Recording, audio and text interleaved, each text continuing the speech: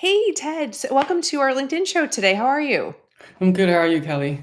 Good. And those of you joining us on LinkedIn, welcome to our show today.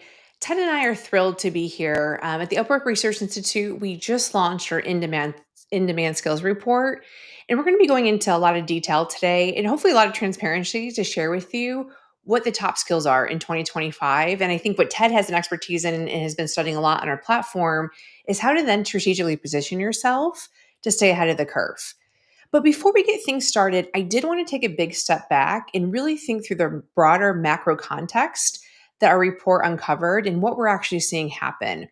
So, one of the things we've been studying at the Upwork Research Institute for the past year has been the shift towards skills based hiring. Now, some of you may be rolling your eyes. I know there's been a lot of headlines on that. And, the reality is, what does that really mean within organizations and how are they getting ahead of that? Well, there's a couple things our report found that I want to surface again, just as context before we dive into the actual data. Right now, our research has found that 81% of executives are prioritizing skills over traditional education requirements as they look for talent. Now, the question is why? Why are we talking about a shift towards skills? There's three reasons why that we've identified within our research. The very first is, let's be honest, generative AI, and Ted's going to go into some of the details and some of the exact numbers and growth we're actually seeing on our platform here in a minute. But generative AI in particular is moving faster than traditional degree programs can catch up with. This has probably always been the case when it comes to technology, but even more so. And as we think about some of the skills that are most in demand, traditional degree programs are not able to keep up. And in fact, as we looked in our research report, executives told us 74% of them said when hiring a freelancer's degree wasn't really relevant. It was much more about their experience and skills. And so that's one of the reasons why we're seeing the shift towards skills-based hiring is degrees aren't able to keep up. Now, the second reason is, I think what's fascinating, we talk a lot about tech debt within organizations, but we don't necessarily talk a lot about the skills debt that's happening within organizations. And in fact, what our report found that right now, only 25% of employees actually feel prepared to work alongside AI. And there's this concern of, from a skills perspective, does the current workforce actually have the skills required to move into the future? And so, again, you're even seeing internally from a reskilling, upskilling perspective, this notion of how do we upskill our employees? And again, moving away from a job description and much more into skills based language. And then finally, I think one of the things that Ted and I focus a lot on in our research that is going to continue to transform the way we think about work is what we're calling the rise of the portfolio careerist, or simply saying that a lot of, especially in Gen Z, that we found, these people are not necessarily looking for a one to one relationship with an organization anymore, but actually a one to many, and really looking to manage a portfolio of a career and of work and jobs. And so the reality is, if again, like you're a business leader, you're a small business leader, and you're thinking through talent today, and you're only thinking about the full time job, you're missing a whole pool of talent who's actually thinking about the world of work differently. So it is this. This is why we're so excited about skills and why we're seeing the shift towards skills based hiring. And what I want to do is, those of you who are joining us live, and even those of you, I know we get a lot on the replay, please feel free to dialogue with us. Ask your questions in the comments, and I'll try as best as possible, as is Ted, whether it's during the recording or afterwards, to be following up with you. So, Ted, hopefully I provide a quick overview of why skills are the future of work and why we continue to double down and actually viewing them as the currency in the future of work. But I'd love to know from your perspective, what are the key results that you saw this year in our in-demand skills research?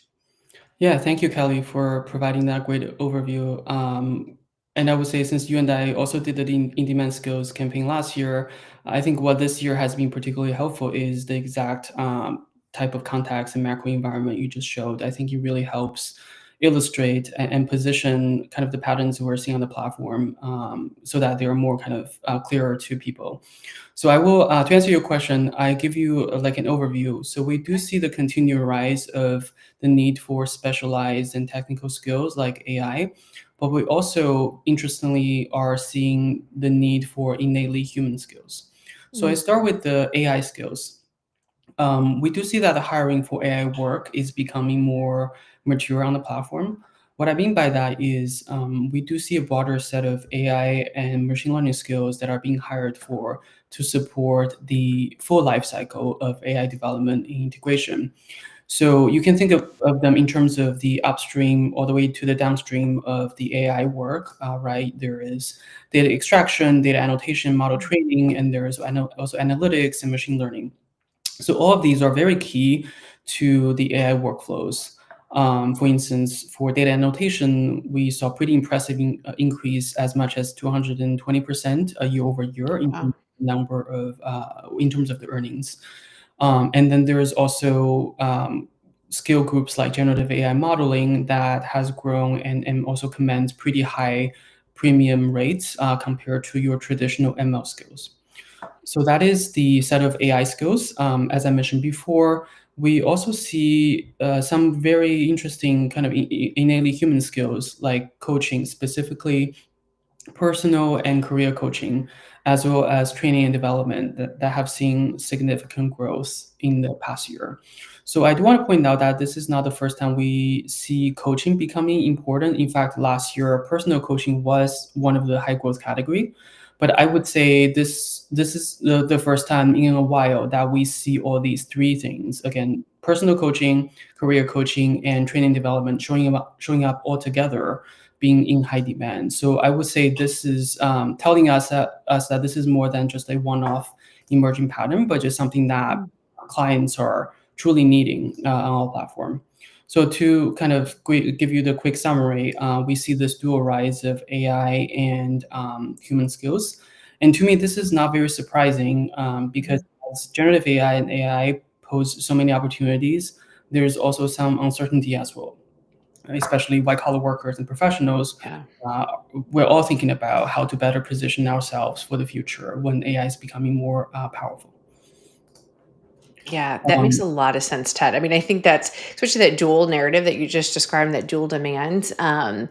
And I love the way that you describe that too, because I think so often we think, and again, it's not to soft skills are very important, but I right. think what you just described there too was something a little bit different and unique that I haven't seen before in some of the other reports that are out there on the rise of skills and jobs. And Mhm. that is like learning and agility. So I think that's spot on. Yeah, that's right. I'm sharing with you as an economist, so I look at the world and the labor market a little bit different. Yeah. So I'm really interested in your perspective. So what are your thoughts on coaching and career development, such skills becoming in high demand on the platform? Yes. Well, Ted, I appreciate you as an economist because I hopefully we balance each other out to an extent and, Yeah. and have a complementary perspective on this. Yes. Yeah. As someone who is more trained on the organizational behavior side, I have to be honest. Like, if I'm going to be just like my reaction is, I am so relieved to see these skills emerge to the top. I think there's been over almost a little bit of an over rotation on STEM. And now, don't Mhm. get me wrong, as you know, you just pointed out 220% year over year growth is happening in the STEM categories, right? Of some of those skill sets. So, STEM is going to continue to be important. But I think what we've lost sight of in part of the technology conversation, and we've seen this a bit, you and I have talked before about the productivity paradox. And are we Mhm. actually seeing the productivity gains occur Yeah. since these new technologies that have come on the scene and are supposed to be making people more productive? And I think there's a bit, from an economist point of view, of like, there's a bit of a question mark of the productivity and the output that's really, have we seen that same increase? Yeah. And so I think one of the things that are missing with this skills report rises is people today have often forgot to learn how to learn.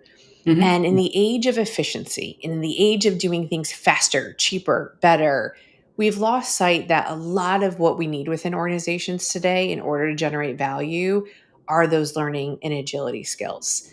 Now, the reality is most of us don't actually have the skill sets needed for the next 5 to 7 years.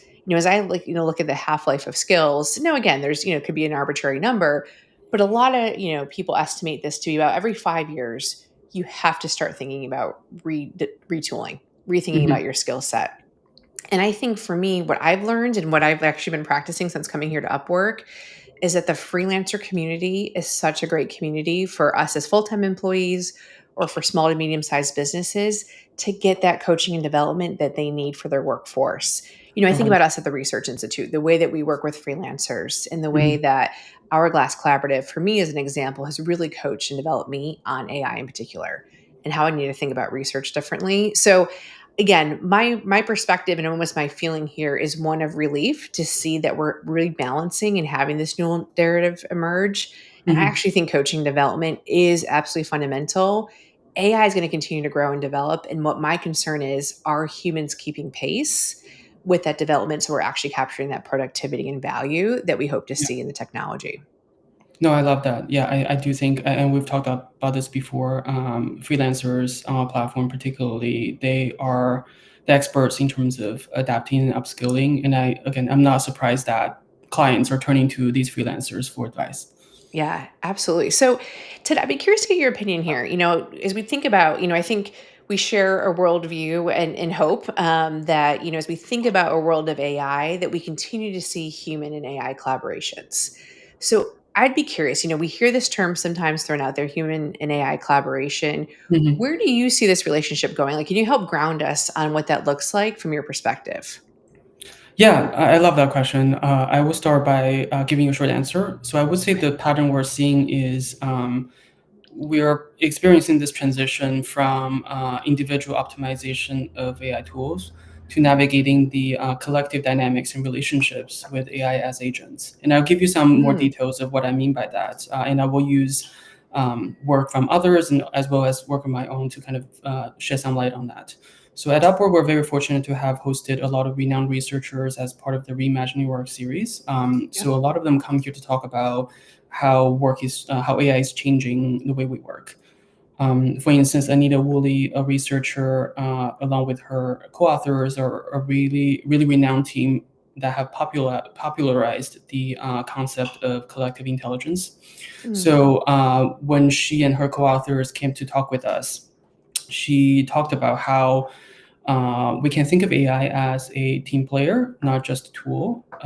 More specifically, there is the potential for AI to enhance team problem solving by amplifying the so-called collective intelligence, which manifests as fostering the diversity of thought as well as the balanced engagement in the decision-making process. So sometimes AI can also act as a skill facilitator or support inclusive communication. So overall, there's a lot of potential for AI to be embedded into kind of traditional human to human collaboration process and just enhance the output and productivity. But at the same time, we do want to be aware of some of the challenges that could arise from more powerful AI or agentic AI. So another researcher, Camille Endicott, she has done some very fascinating research about navigating trust and autonomy within AI collaboration. So, for instance, as AI becomes more autonomous, we want to make sure that we're building trust and maintaining human control. Just to give you some very tangible example, a very powerful AI scheduling tool sometimes could schedule some meetings or appointments that users do not want. So we do want to balance and make sure that AI does power individuals without undermining people's autonomy and so on. So all of this is very high level, I would say. I just kind of finished by giving you some example of the work that I'm doing actually with you and with some external researchers about got it. a randomized experiment Okay. where we give freelancers some generative access to generative AI tools. And what's interesting about this tool is that it's embedded into the traditional software suite that people use. So I would say the friction of the use and collaboration with AI in this case is much lower than other mainstream AI tools we think of, where you have to kind of switch between tabs or switch between interfaces. So some initial results from the study shows that freelancers report AI is able to provide suggestions that are sometimes more optimal than Hmm. people's initial approach. And there are other times where the AI may offer alternative methods that can highlight some potential issues that the freelancers previously overlooked. So again, I don't want to overread all the results, but I do want to say that I think some of these results are suggesting AI is becoming a bit more like a coworker. Mhm. So I would say a lot of opportunities for AI to enhance human intelligence and collective intelligence, but we do want to be aware of some of the challenges as AI become more autonomous and agentic. Ted, I love that word you just used to, I think, to describe AI as a coworker. I'm curious, do you think, and obviously we don't have data on this. I wonder, maybe we'll just ask the LinkedIn community who are listening to this, like, what are the reactions? Like, do they see that as Mhm. a positive thing? Does that invoke any sort of anxiety or fear? I just wonder, I do think we're going to be seeing AI agents in the very near future, as you've just Mhm. described in some of the Yeah. research you're doing.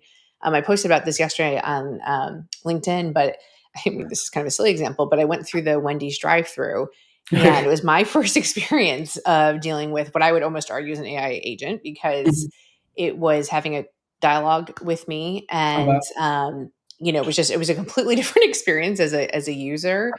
And I went in and I had to ask the employees of like, "All right, do you guys like this? Like, is this a good thing?" And I was surprised. They were like, "This is great." Like, Mm, one of the things we didn't usually like about the job was multitasking and trying to prepare mm, orders and talk to a customer. And this is exactly, I mean, they almost described it to me in the way like this is now their coworker who's taking this one task. And yeah. I think that's kind of at the end of the day, what I'm seeing so far is Mm, we're seeing this take over task. And I think as long as people maintain the skills, which is why I'm, so passionate about this in-demand skills report, the transparency we have, as long as people keeping pace and keeping up with these skills, yeah. I do think they're going to be able to better take advantage of this new coworker. Yeah, absolutely. And thanks for providing.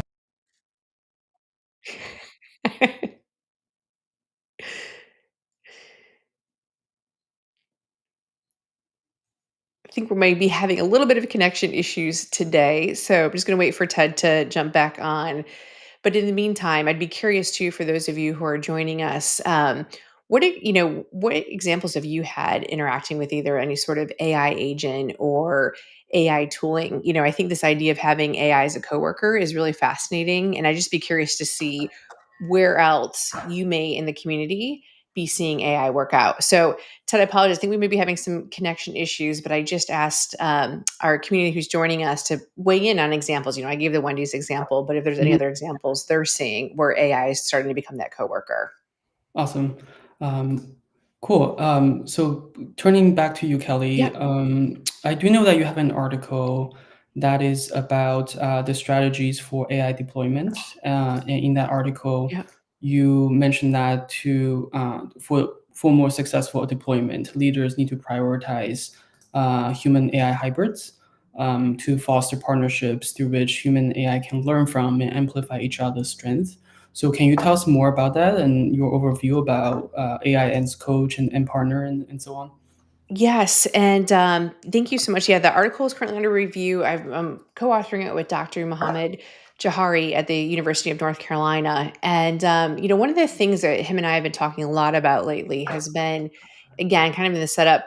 There's so much push for efficiency that what I'm concerned about is that AI is really being used to achieve short-term objectives and goals Mhm. Yeah. of, again, product, like really short kind of the bottom line productivity gains that are basically not really transforming the way that people are learning or doing work itself. And so what we argue about in this paper is how can AI actually be used to achieve longer term goals and kind of those top line goals of an organization, Mhm. where the true value and transformation actually lie within business and where value is created. And a lot of that's going to come back to learning is how do you really have a learning organization? Being in the or behavior space, Peter Senge has been saying this from the 1980s of like learning organizations are those that are going to be those that survive in the future. And I Mhm. do, for whatever reason, think we've taken a big step back away from that, and a lot of our leadership within organizations today, and really don't have that same learning muscle Mhm. that we should have within organizations. And that is where I think the promise of AI actually happens. Because Mhm. as we think about what generative AI is really good at, it's really good at conversation. It's Right. really good at identifying patterns and making those visible to us. And what I see that is where I'd love to see AI being leveraged more as a coach, as a thought partner, as being Mhm. able to come in. And one of the things that you just even said too, in the examples you gave of the research you're doing, is sometimes, AI can come up with something different that as a Right. human alone, we might not have been able to see Yeah. or recognize. And Yeah. so those are the use cases that I'm really excited about. And again, I can kind of give that silly example of Wendy's yesterday, but even then seeing how that task and that job is going to transform for the retail employee now because of Mm. the offset of AI. I think it's exciting. It's gonna be able to provide more customer service. It's actually like again, this is why we say human to human interaction is going to be even more valuable and come to the forefront Yeah. as AI takes off some of the stuff that Mm. we were traditionally being busied with. So that's really the crux of the article itself and what we have. And again, I think this is going to be a new muscle we have to have, and a new reframe of AI, not necessarily achieving those short term goals, but those again, those top level, longer term goals. So, Ted, I know it's like hard to believe how fast 20 minutes ago. I know we're already at time, and I'd love to have us conclude. And I want to make sure those who are joining really feel like they're understanding what are the key takeaways from our in demand skills report. And so, what for you, what would you summarize? Sure. I would say, in short, we do see this dual rise of highly specialized technical skills like AI and AI modeling being demanded on the platform. And at the same time, as you pointed out, coaching and personal development, the skills that empower people to learn how to learn. And I think that gives me a lot of optimism about how freelancers and people in general are kind of finding ways to position themselves better in an AI age where there's a lot of opportunities, but also a lot of uncertainty. Yeah.